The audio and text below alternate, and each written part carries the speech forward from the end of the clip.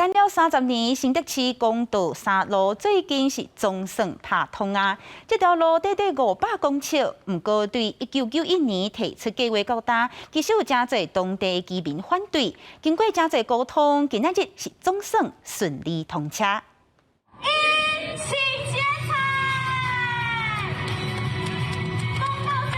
新德市公道3道路第2号正式通车，这条道路工程第一过去。 面对在地居民征收问题、长期抗争，经过了30年的沟通协调，总算是顺利完工。现在看到这条可直通上高速公路的公道3可顺利完成通车，我想每家人搬家的辛苦跟累都值得啦。把整个社区繁荣起来，又整齐的规划。公道3道路全长500公尺，道路用地内底还有新德县的财产。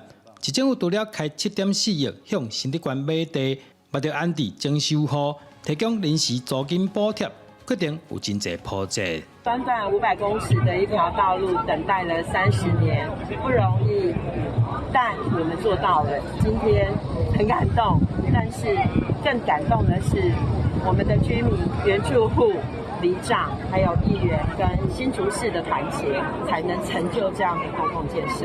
市府表示，公道3道路通车，未来会当解决市区交通塞车的问题，会当提升市区4区以外的区域整体发展。记者刘君豪，新竹报道。